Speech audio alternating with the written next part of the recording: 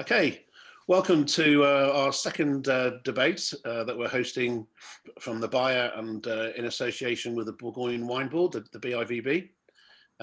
Today, we're looking at how wine importers in the UK and work with their producers, their partners in Bourgogne, and looking at sort of the dynamics of how that relationship works, and perhaps particularly with 2020 and the pressures that there were with COVID and how that played out. And then also looking at the region and what the growth opportunities are, and what we can hopefully expect in the January campaign and also for the rest of the year. So joining me this morning, I'm very, very pleased to welcome Jason Haynes, who's the co-founder, co-owner of Flint Wines. So morning to you, sir. Yeah, morning, Richard. Hope you're well. Yeah, very good, thank you. Yes, nice to see you. I think we first chatted right way back at the beginning of lockdown. So yeah, that seems longer than 9 months ago. It does, no. But yeah, good catch up again. And also we're joined this morning by Thibaut Marion, who's well, he has two hats today. He's here as a spokesman for the BIVB, but he's also the owner of Domaine Seguin-Manuel, a producer in his own right. So morning to you as well. Good morning everyone. Good morning, Richard, and good morning, Jason. Yeah. Well, good to catch up, and appreciate your time. Perhaps if we can just start off by, if you could both just sort of, introduce your own businesses really, and explain what your businesses do for those who perhaps don't know you, and also just highlight, perhaps, but obviously from Jason's point of view, why Bourgogne is such an important part of your company. So if I kick off with you, Jason, is that all right? If you could just do that for us. Yeah, absolutely. Well, I think first of all, I'd just like to say Thibaut's definitely got the best background of the three of us this morning. I'm not sure mine is quite so impressive. So Flint Wines, we've been going now 14 years, set up in 2006, and we work primarily with the on-trade and the off-trade, although obviously currently at the moment the on-trade is pretty much closed. We've always been major importers, I suppose, of Bourgogne, so really since day one. In the previous job, I was a buying director, and we sold a lot of Bourgogne, so it was a natural evolution for Flint to do the same thing. And I guess we now probably work with around about 80 producers in Bourgogne. We felt, I think, at the beginning of the year, clearly we didn't have enough, and we went out and bought another company that specialised in Bourgogne. So we actually increased the number of producers we work with by about another 30 or 40. Okay. So yeah, Bourgogne is very, very important to us, and it's been fascinating actually to watch the evolution of Bourgogne over these last 15 years. I think the popularity, the demand for Bourgogne has never been greater. The quality of wine has never been as good. And I think the talent that's in Bourgogne at the moment is incredible. This new generation of winemakers are ambitious, they're motivated, they're driven. And that's really exciting. That's really exciting for us. And in many ways, that gets us out of bed in the morning, the prospect of working with someone new and dynamic, and then bringing those wines back to the UK. And just to give us perspective, I mean that sounds like an extraordinary number of producers to be working with from one region. I mean, how would that compare to another sort of Bourgogne specialist in the UK in terms of the numbers of people you're working with? Yeah, in terms of working directly, I doubt there would be many who would work with more producers than that, and it's certainly a lot of work keeping on top of it all. But yeah, I would think that would make us one of the bigger Bourgogne importers, certainly. Okay, well, we'll go into a bit more detail about how you work with those producers and how you go about selecting the ones that you want to work with a bit further on the line. Thibaut, turning to you, could perhaps give a bit of background to yourself and your own winery. And yes. So Seguin-Manuel is a winery that had been founded in 1824 But Seguin-Manuel is not the name of my family, because I took over this winery 16 years ago in 2004. And when I took it over, initially there were vineyards that I was running in Savigny-les-Beaunes. And in 16 years, I could run new vineyards. So now I have a Domaine vineyards of 8 hectares located in Puligny-Montrachet, Meursault, Pommard, Savigny, Beaune, and Vaune-Romanée. But it accounts for a part of my business, because I also buy grapes from other areas where I don't own vineyards. So I have a double activity. I have the Domaine activity and the buying grape activity, but everything is made in the same place in Beaune, in the winery that is well located with large cellars. So we have a good equipment to properly make the wines and properly produce good Burgundies. And we cover the main spread of appellation, from the generic entry-level wines up to the Grand Cru wines. Okay, so you've got a good breadth of price points and different styles. Absolutely, but it's an artisan scale operation. So it's the equivalent of a 20-hectare domain. Okay. But a part is coming from our own vineyards, and the rest is coming from supply of grapes. And the important thing is we grow organically all our vineyards. And this is a shift we've moved for many years, but we are certified from the vintage 15. That's it. Okay, great. And what proportion of your production would be your from your own hectares, and how much proportion are you buying in? So it's roughly in between, depending on the yields and the years, but it's in between 30 and 40% coming from our own vineyards, and the rest from the grape buying or must buying. Okay, and is that the right balance for you? I mean, is that where you want to be, or do you want to have perhaps more of a share the other way? Or I'm always interested in growing, so if I can find more vineyards to run, that's something I love too. But it's very complicated, in Burgundy, to grow more vineyards. So for me, it's slightly easier to buy more grapes to increase the production. But if there are opportunities in terms of buying vineyards, I'm always interested in that too. Yeah, and I guess, does that allow you to spread the risk a little bit in terms of from vintage to vintage, or do you have long-term relationships with the growers? No, it's really long-term relationship with the growers. And when I look back, so my first vintage was 2004. So since then, the range has increased. But the people who I was working in the beginning, I'm still working with them. So I'm still buying their grapes. And I'm very careful in the way I buy the grapes. So its relationship is the most important thing for me. And the way, of course, the growers grow their vineyards too. And I realize now that it's really long-term relationship with the people who I work with. I guess any debate at the moment, we have to sort of start by looking at the impact of COVID and on how that has affected your own businesses. I mean, Jason, can you, from your perspective, look back on 2020 and how do you see it having played out? Yeah, interesting. I mean, obviously we began back with the 2018 Primeur campaign in January, which was really successful. Everything was quite buoyant. Brexit, whether you think it was good or bad, had been in theory decided upon. And there was this sort of sense of optimism, I think, in January, February, that we will move forward at least. And then suddenly COVID arrives, and things stop very, very quickly, actually. I think that was the most difficult thing, or most challenging thing to deal with, was literally one day you're in the office, you're working as normal, and the next day, everything's closed down, people have to work from home.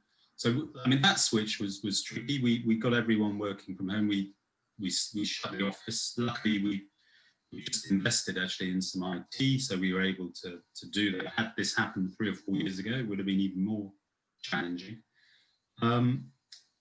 And luckily, from our perspective, we're a company that likes to hold stock because we work directly with a lot of producers. We have annual allocations, which we always honour, and I'm sure we'll talk about that a little more later on.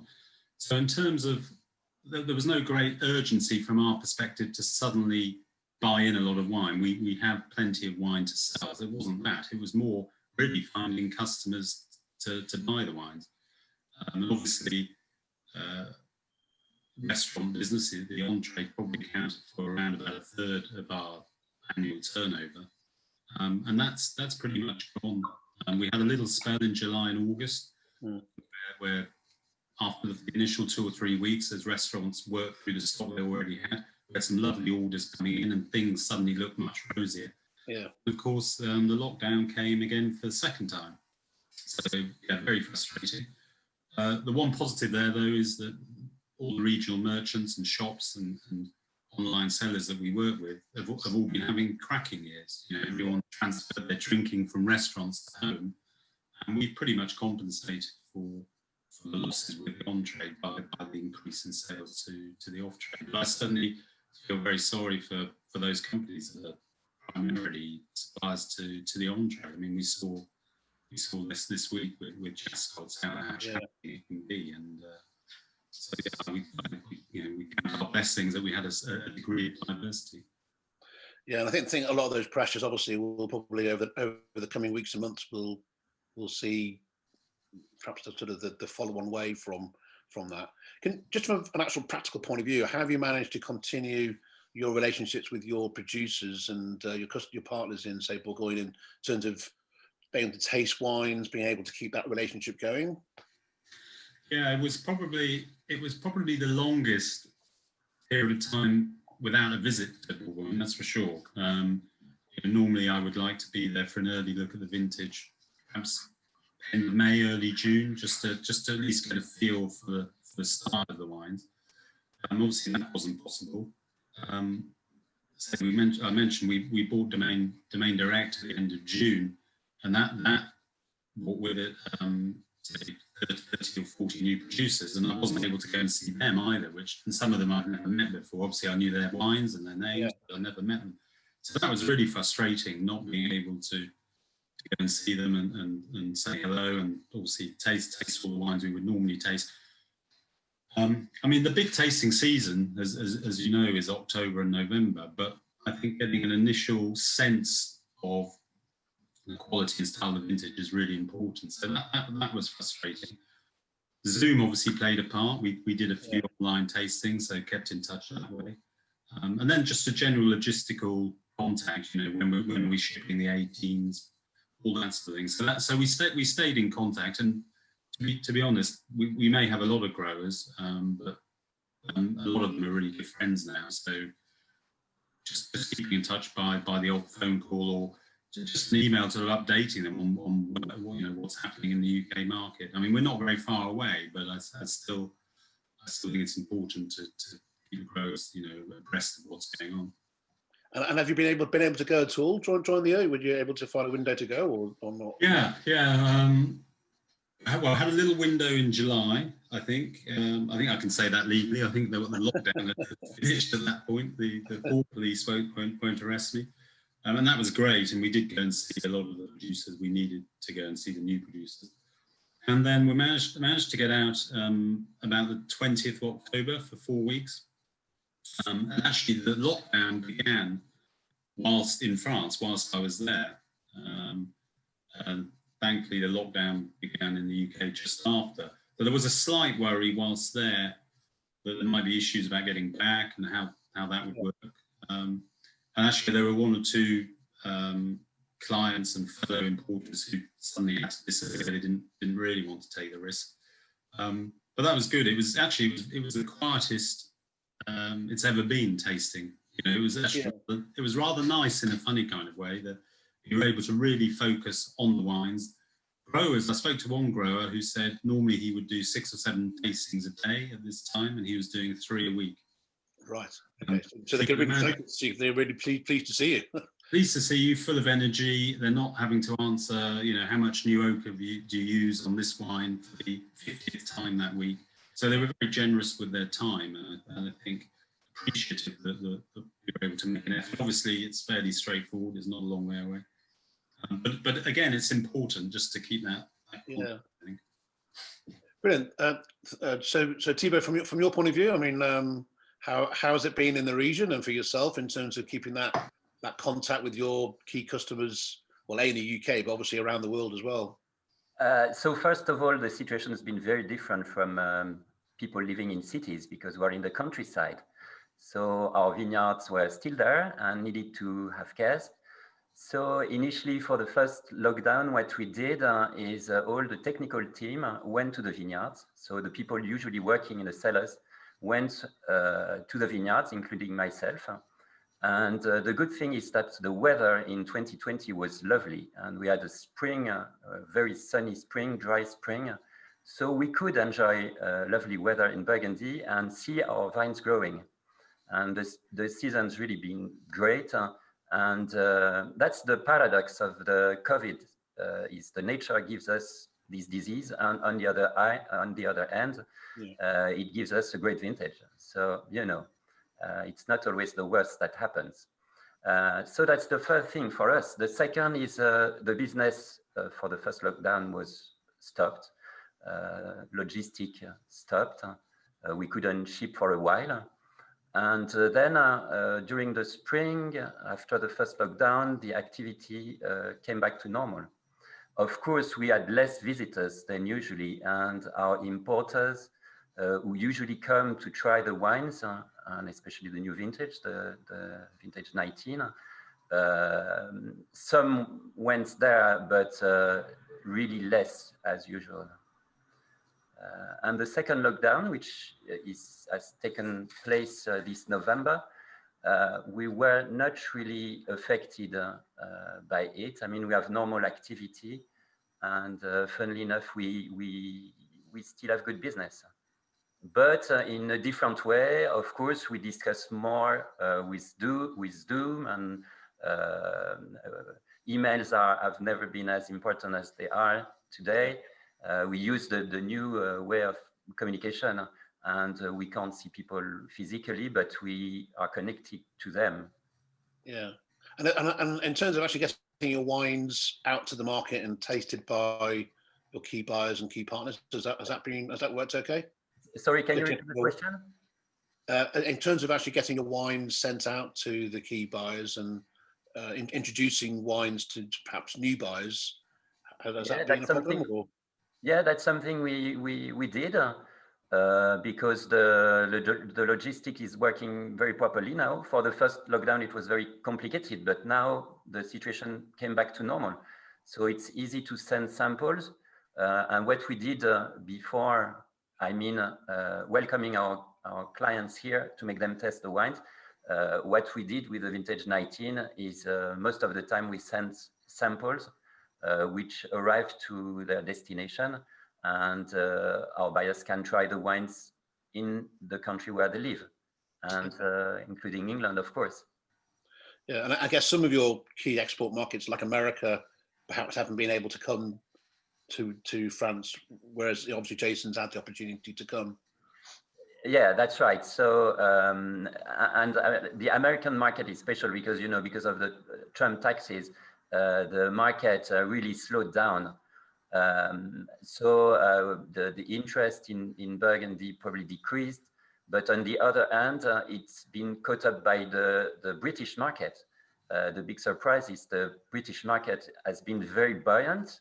And I wouldn't have believed at the beginning of the year that Great Britain would realize such good performances on the market, and that's the Burgundy exportation to UK increased by a double-digit figure, you know, over 11% in between January to September is the increase in volume of importation to the UK market. So it's really huge. Yeah. So from your point of view, at your own winery, what are your main export markets? So my main export markets are usually the US, the UK, and Japan, the three first. Mm-hmm. And this year, UK will be number one. So that's the situation of my winery, but it's the situation of Burgundy as well. So we expect this year, at the end of this year, this December, to see the UK to be market #1 for Burgundy. Yeah, which we are very pleased of, and yeah. which had happened in the past, and which is going to occur this year. I think that's also a testament, actually, I think, to the UK market, as Jason was saying, how diverse it is with all the various strong merchants and the independent wine merchant sector and the online world. And the interesting thing is that the British consumers probably enjoy more their wines and Burgundies than ever because of this lockdown. Jason, just coming back to you. So sort of the main theme of this, of our debate really, is to look at how producers and importers work together. Can you just, sort of from your perspective, talk about the kind of criteria that you look for when you're taking on a new producer, and what the various tick boxes that you're looking for in terms of how you build that relationship with them? Yeah, absolutely. Well, funnily enough, it's probably less organised than you might imagine. I think once you reach a certain number of producers, there's this urgency to suddenly say, oh, I need a new producer in every Chambertin, we must go out and find one. So it tends to be a fairly organic process. It's ongoing.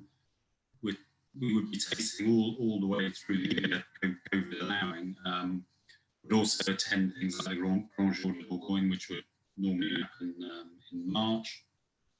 So really just trying to be aware of any exciting developments that are happening with new domains, or perhaps new young producers taking over existing domains or inheriting vineyards from their parents.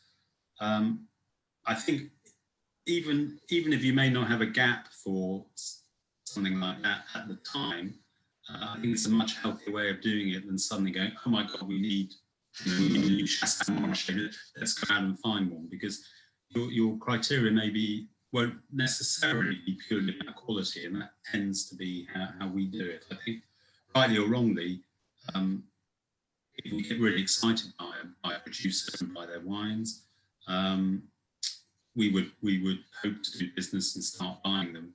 Whether we at that moment particularly needed them or not, I mean, we would take the long-term view. So this is someone who's doing something really exciting. We want to work with them maybe before someone else does. So yeah, I mentioned before, you have this little window, I think, which has become narrower over the years as the internet, social media, critics have all played a part. There are very few secrets in Burgundy these days, certainly for more than a few months. So we have a very short window today where we can sort of snap someone up before someone else does. So yeah, we don't wait until we need something. We're looking every day, really. And actually, it makes not just my job more interesting to bring on new producers, but it makes the portfolio fresher. It makes the sales team much more motivated and excited, and ultimately, it makes it's much more interesting for the customer if they can come across and new wines. So, yeah. And would you, if you say, if you're taking people on for the long term, is it also a case of sort of managing the expectations of that producer? If they're going to come on, you're being signed by Flint Wines, is there an expectation that suddenly they're going to be in lots of different Michelin-star restaurants, or is it a case of sort of like working through a different kind of business plan with them over a period of time? Yeah, it probably slightly depends on the nature of the domain, where they are, what level of wines they have. I mean, hopefully, yes, they would be excited to start working with us and sort of have access to the market. And I think hopefully as well, if as Thibaut says, the UK is now number one for Bourgogne imports, then our role in a way becomes even more important. But yeah, again, I think ultimately producers and Thibaut would know better than myself, but they want their wines to be visible. I think there's and that means basically on tables, on shelves. I'm sure they're very delighted to have their wines, squirreled away into some wonderful private cellars, and a portion of the wines being bought do end up there. But I think also there's something exciting as a producer to walk into a top restaurant in London or in Manchester or Bristol and see your wine on the list, order it, and that must be great. You slaved away all year in the vineyards, and there's the fruits of your labour, 600-700 miles away on a table in a little cozy restaurant. So I think, more and more it's the quality of placement. Yes, volume can be important, but I think the domains that we're talking about in Burgundy are relatively small compared to perhaps some other regions or some other countries. And therefore, it's more about quality of distribution rather than purely about quantity. And I guess with 2020, the fact we've had to do so much communication, so much more Zoom tastings and all the rest of it, do you also look at their ability to be able to work with you in the market? Well, obviously, be it by Zoom or in person, if we can do. Is that also important now for you as well, to work with people? It wouldn't affect the final decision if the wines are great and we like the way they work in the vineyards and the cellar. That's what ultimately matters. But of course, I think any modern winery must have an understanding of the importance of marketing. Actually, I would say the current generation now are very aware of that need, both nationally in France and globally. Most speak, I think, very good English. Sometimes you don't discover that until you've known them for 5 years, and suddenly you have a debate like this, and suddenly, oh wow, you're totally bilingual. I never knew. So yes, it is important, but it's not the deciding factor. I mean, you would never not work with somebody who made great wine because they didn't want to do a Zoom tasting or something. You would find other ways to make their wines. And ultimately, it's the sommelier, it's the independent merchant as well, who is part of that sales story as well, isn't it? Really, so it's sort of making about the wine. And sommeliers in the UK are extraordinary. I mean, they're so well informed these days. I would worry about getting into a deep conversation about wine with them because they would knock me over with their knowledge. It is not just their knowledge, but their awareness of producers all over the world is quite extraordinary. And their role is hugely important. Because every bottle that they serve, you've got to take there's six people drinking that wine, getting it out there. So their role, their influence is huge. And the independent merchants as well they've been doing a fantastic job since COVID. I guess what's been really nice is watching people perhaps move away a little bit from total reliance on supermarkets and really support the independent merchants. And again, quality but small producers are seeing their wines on independent shelves and seeing them move, and that's really good news. Good stuff, excellent. Thibaut, how does that sound to you in terms of the relationship with the customers that you have in the UK? I mean, for your point of view as a producer, what are the kind of criteria when you're looking at working with a new importer? What do you look for, and what's important to you? So first of all, I'm looking for a company that can work on the long term with me, because it's not only one shot. We built a brand, we place the wines in various places, so it's important to have a long-term relationship. That's the first thing. The second one is it's important to work with a merchant who is able to place the wines in the right area, the right place. So as Jason said, the sommelier is so important, and it's so important to be in the right place in the right restaurant.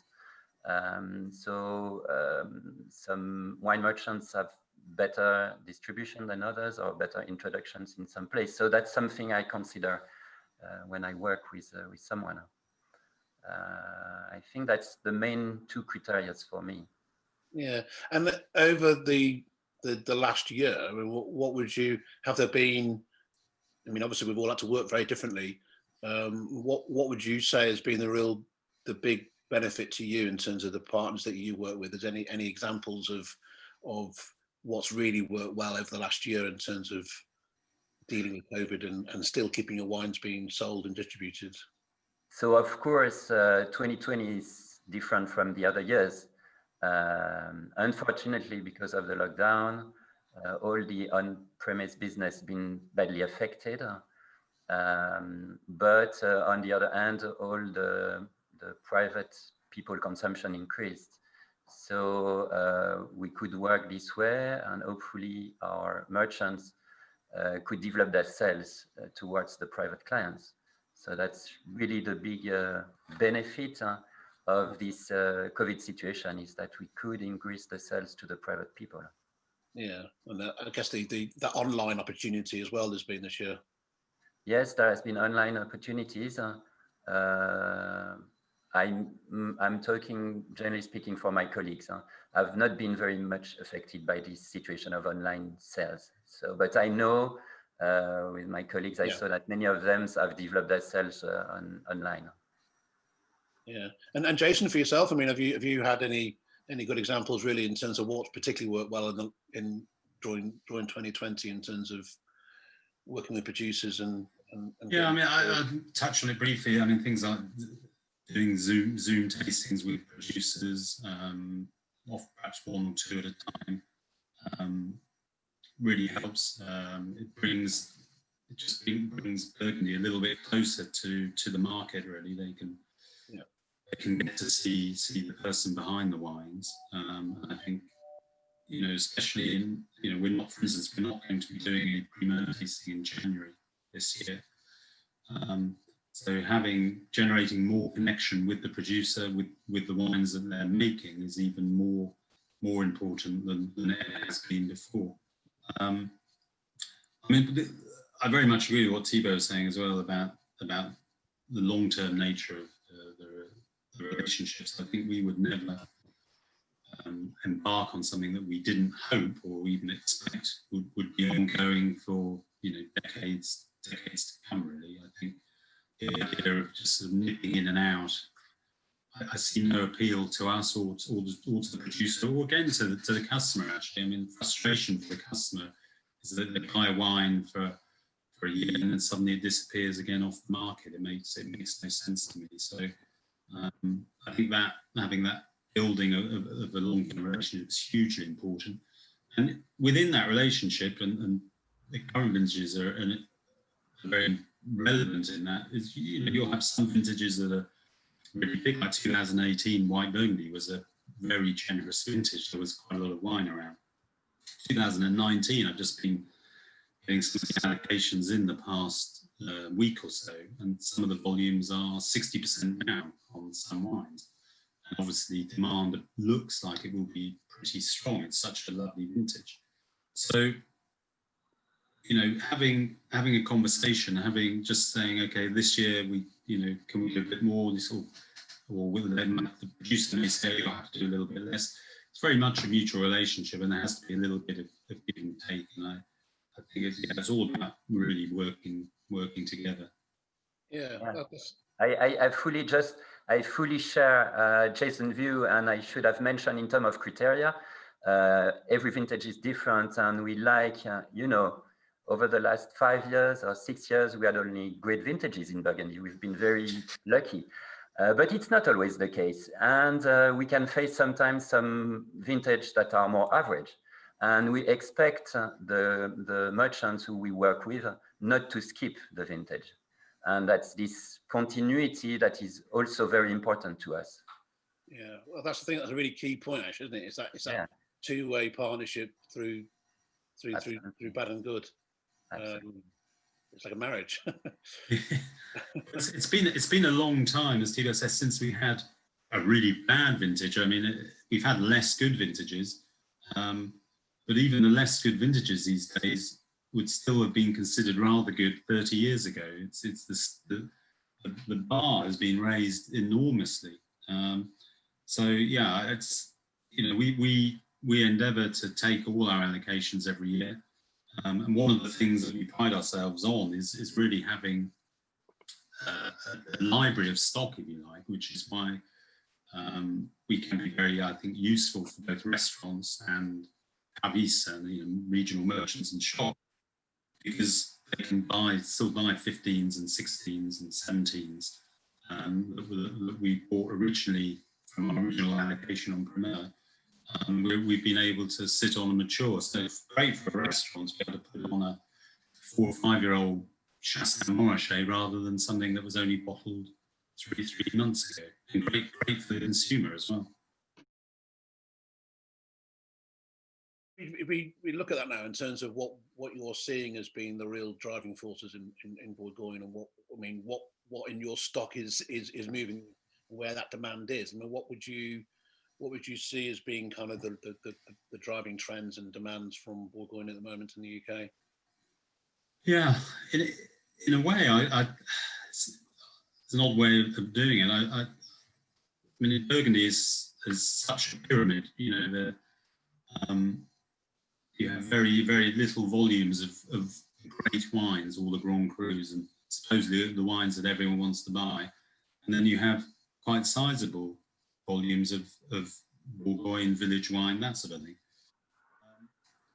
And I think the danger is that you try and give all those wines to just one market, because it is a very different market for each of those segments. So, for instance,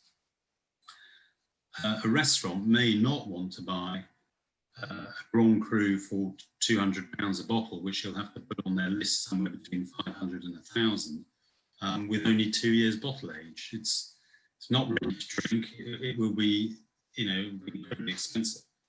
And at the same time, something like a Bourgogne Pinot Noir or Bourgogne Blanc that they can sell by the glass is absolutely perfect for them. So I think it's important not to try and force feed the different markets with wines that don't really work for them. So we're lucky enough, because of the diverse nature of our market, we can sell different wines to different markets, and they're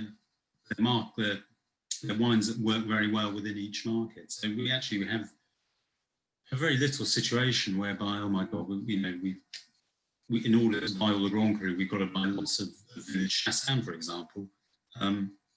We've developed such a strong market with the restaurants that we can't get enough village Chassagne. So kind of everyone's happy, really. The Bourgogne works well, the Village works well, and the Grand Cru works well. It's about having a diverse market, really. Yeah, and I know there's always a thirst from journalists ourselves or from the commentators to sort of always seek out the next appellation or the next village or the next area which is going to really get sommeliers excited. Is that as for Bourgogne, as you say, it's such a constantly changing and it's always evolving as a region anyway? Yeah, I mean, it's been fascinating to watch the hierarchy of appellations and vineyards evolve over the last 10 or 15 years. I think there's probably been two main reasons. The more recent reason would be climate change. So those vineyards where it wasn't warm enough to get total phenolic ripeness, that now isn't the case. So you look at wines up in the Côte de Nuit that used to be a little bit lean, for example, and now wonderfully rich and intense. And there's a whole new market for those wines out there. And then I think the individual winemakers themselves, as I've said before, it's their name on the label, and whether it's a Clos de Roche or whether it's a Bourgogne Côte d'Or, it's the wine that makes their reputation. Someone will buy that wine off a restaurant list, and whether it is a Bourgogne or a Grand Cru, they're going to judge it, and it's that winemaker that will be judged. So I think the attention to detail in the lesser wines, if one calls them that, has never been higher again. And there's no.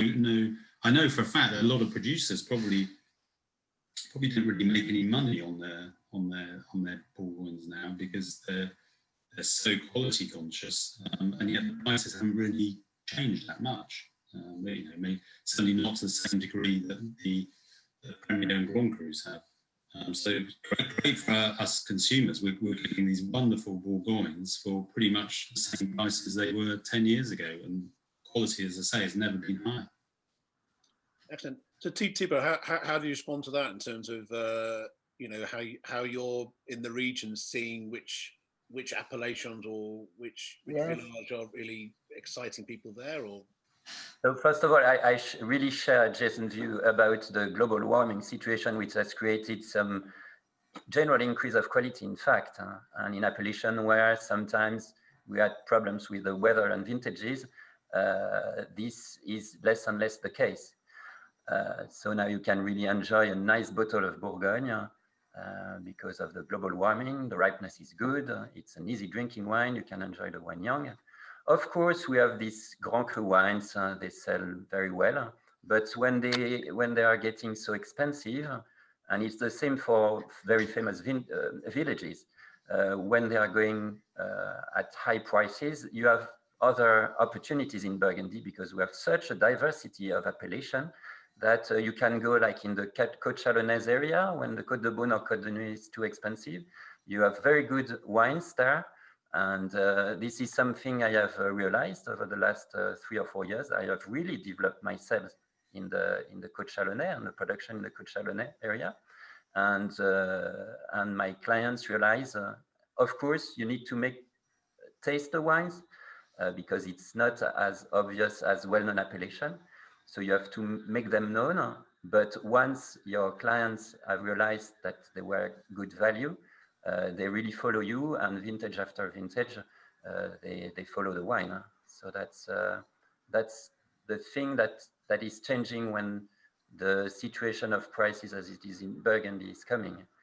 You have other opportunities. You can go on the Mâconnais area, you can go on the Chalonnais area where you can find great wines at good values. Yeah, and it is your strategy of having sort of 60% of the grapes that you're bringing in. Does that allow you to perhaps look at new areas or new regions? Absolutely. Climate change and Absolutely. And we are developing slowly but surely. So I have decided, over the last 4 years, what I decided is to focus more on the Côte Chalonnaise, and last year was a bit more on some villages in the Mâconnais area. So this is something I can do easily because you can still find contracts in the Chalonnais and Mâconnais. It's easier than finding contracts in Côte de Beaune or Côte de Nuit. So that was the case in the past. I don't know how the future is going to be.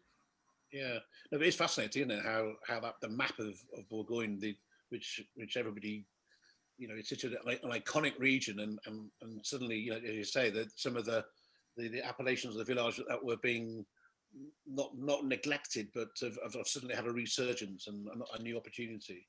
Absolutely.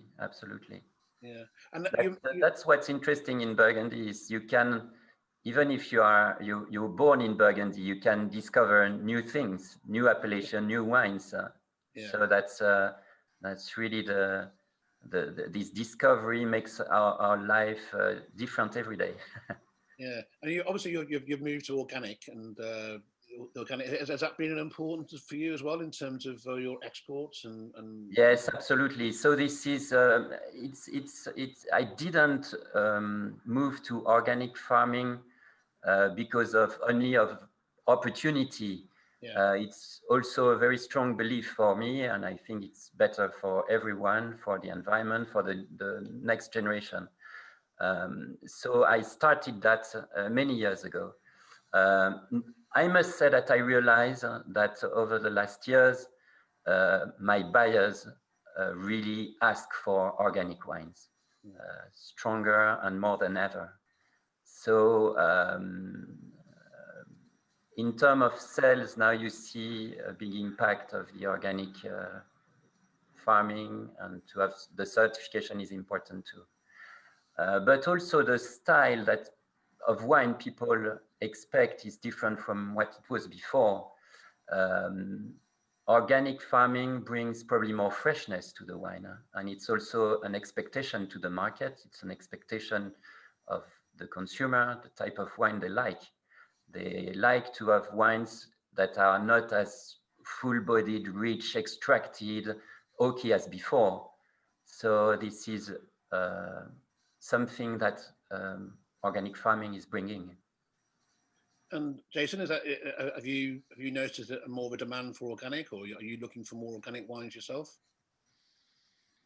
Yeah, I think that there really is a demand, and actually, if you take it one step further, there's a big demand now for biodynamic wines, and taking that step further for some natural wines as well. I think we've always taken the view that the quality in the glass is paramount. First and foremost, we would never buy something purely because it was organic.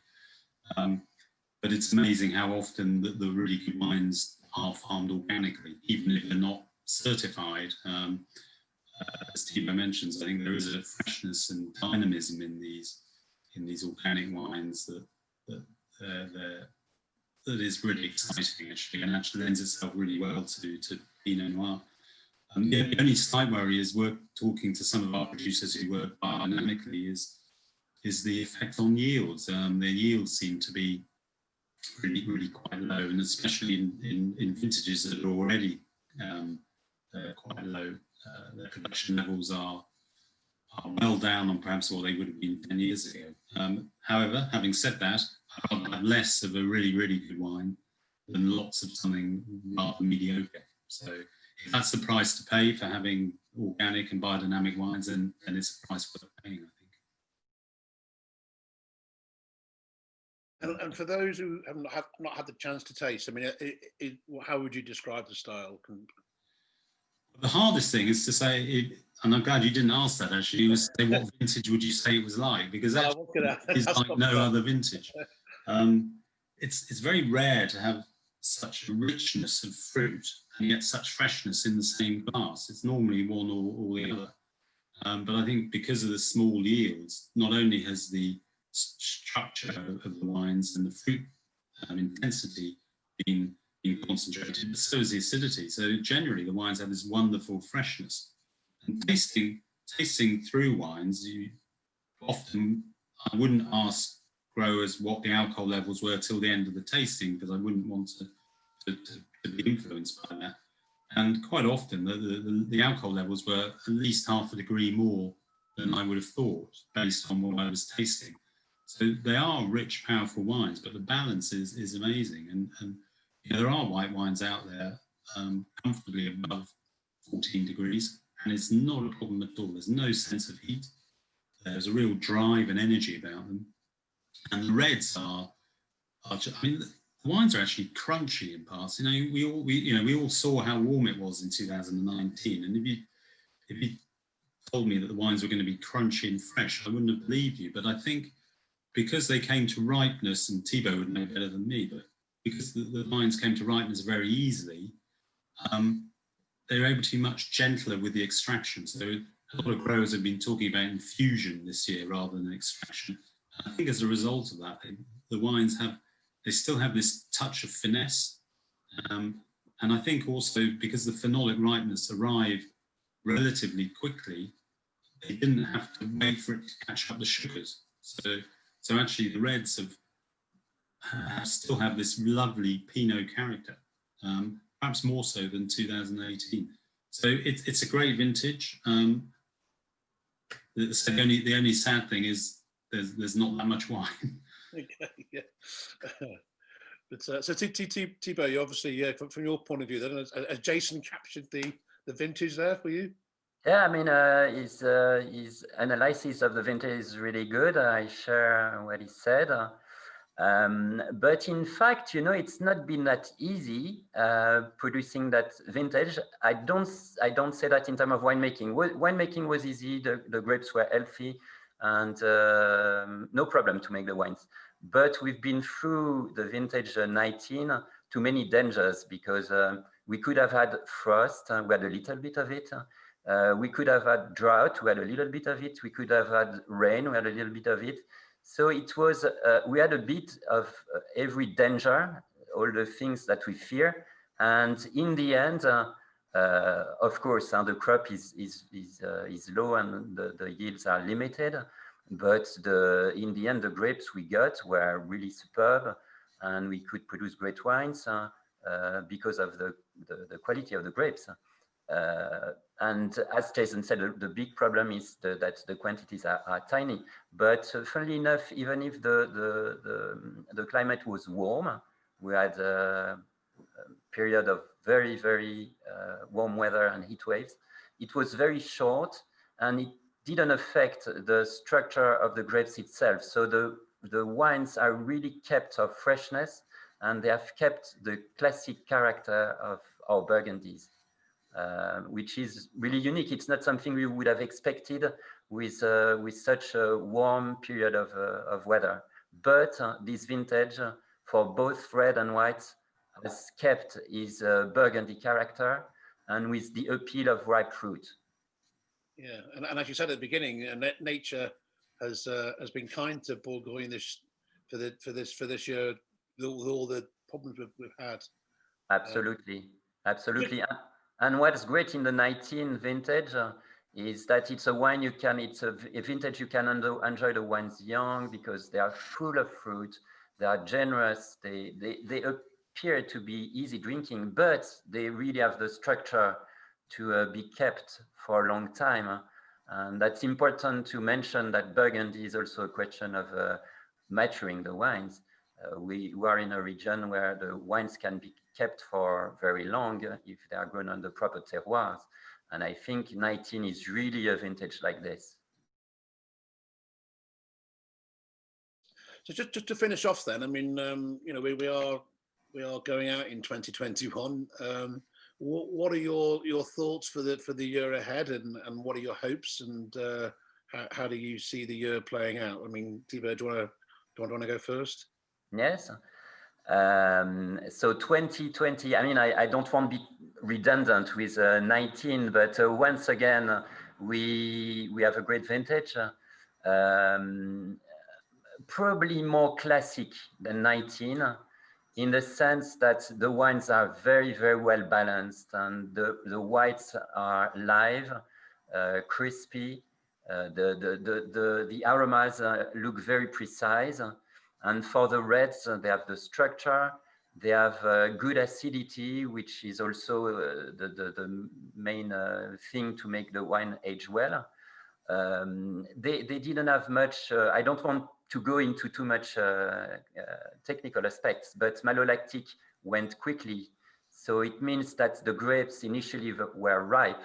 And once again, we're gonna have probably a wine vintage, an easy drinking vintage wines, but with a huge aging capacity because the wines are structured, they have good tannins, they have good acidity, and it's once again a vintage, a classic Burgundy vintage that we have.